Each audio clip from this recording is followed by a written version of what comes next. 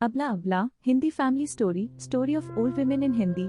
Heart touching Hindi story of old Hindi family story दर्शाती है कि किस तरह हम अपने बच्चों पर बुढ़ापे में अपने जीवन यापन के लिए निर्भर होते हैं। रोहित के तबादले की वजह से श्रुति को बहुत दिक्कतों का सामना करना पड़ रहा था। अच्छी खासी जॉब छोड़कर एक अजनबी शहर में आकर रहना उसके लिए चैलेंज हो गया था और उस पर यहाँ की लैंग्वेज प्रॉब्लम।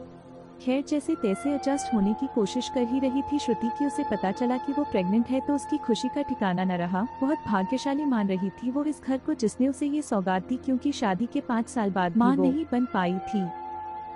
जब जब वो छत पर टहलने जाती एक औरत उसे दिखती जो बहुत लाचार व अबला थी और उसके घर को रुआसी नजरों से देखती रहती थी। उसने रोहित को इस बारे में बताया तो उसने कहा कि चलो वॉचमैन से बात करते हैं इस बारे में। और अगले दिन फिर वो औरत वहीं खड़ी थी तो श्रुति जैसे ही रोहित को बताने जाने लगी उसने देखा कि वॉचमैन उससे बात कर रहा है। रोहित श्रुति के पास आया और बोला कि हमने जिस मिस्टर गौतम से ये मकान लिया है ये उसी की माँ है और उसने इन्हें यहाँ से निकल दिया है और आज इनके पति का श्राद्ध है तो ये बस घर में आकर उनकी आत्मा की शांति के लिए पूजा करना चाहती थी और हमारी मंजूरी चाहती हैं।